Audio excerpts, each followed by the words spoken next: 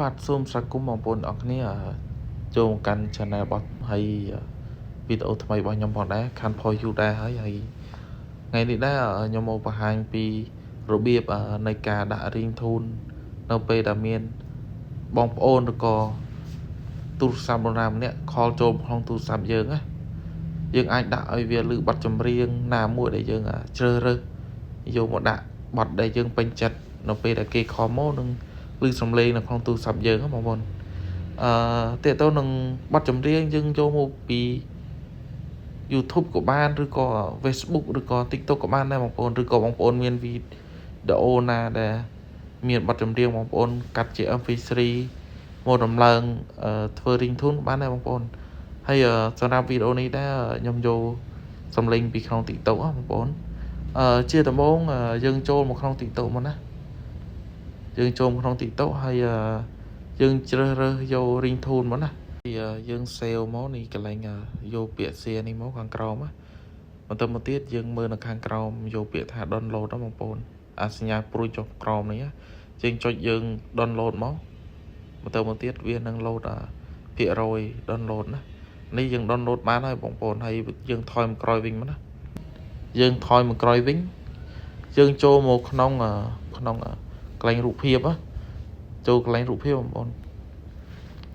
ហើយទៅមកទៀតយើងចុចលើវីដេអូមកឲ្យវា load មកអញ្ចឹងមកហើយបន្តមកទៀតយើងសញ្ញាព្រួយបាញ់ឡើងលើយើងចុចមកហើយយើងអូសចុះក្រោមបន្តិចបងប្អូនឃើញពាក្យ save to file អត់ពេលខ្លះគឺវា load នៅត្រង់នេះឬក៏ត្រង់នេះណាតែ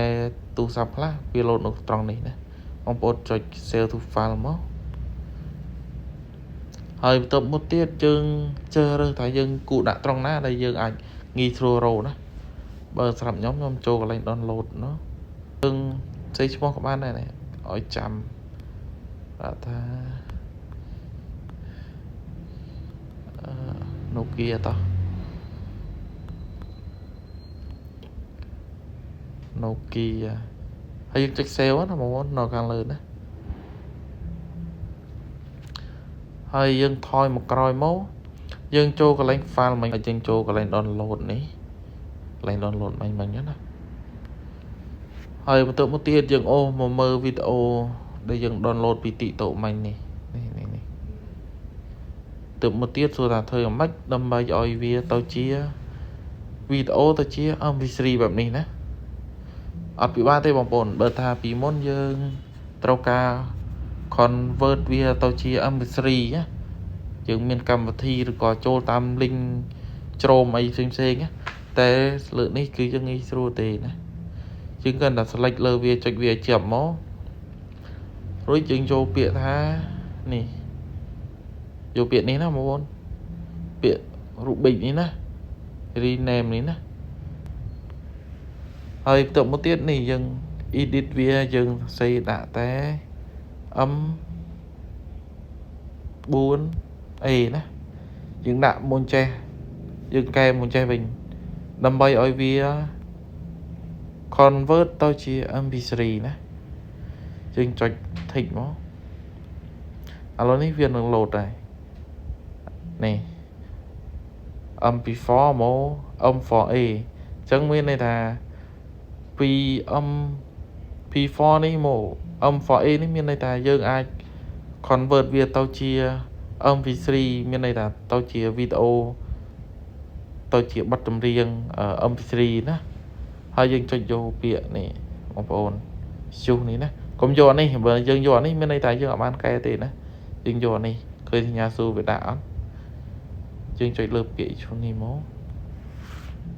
ហ្នឹងហើយឃើញទេបងប្អូនវា convert ពីវីដេអូទៅជា MP3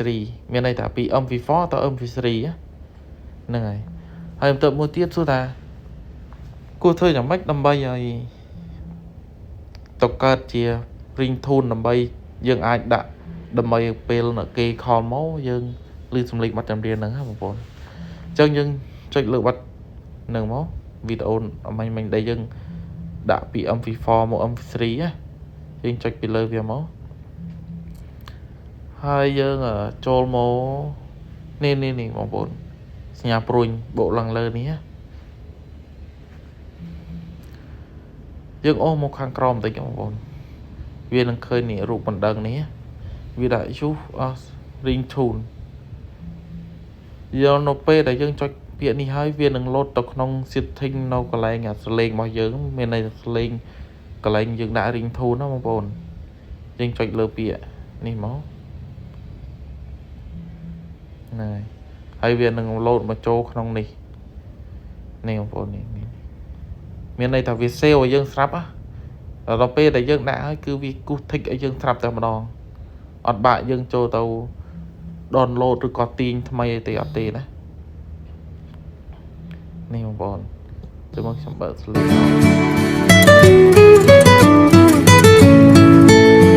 នេះក៏ sleep តែដាក់មុនដែរណារួចរាល់ហើយបងប្អូនមានតែប៉ុណ្្នឹងទេហើយវីដេអូសម្រាប់ខ្ញុំក៏មានតែប៉ុណ្្នឹងដែរសូមបងប្អូនជួយចុច subscribe ហើយឲ្យមេដៃម្នាក់មួយផងបងប្អូនបើសិនជាមានចម្ងល់ត្រង់ណាបងប្អូនអាចសួរ comment បានណាអរគុណច្រើន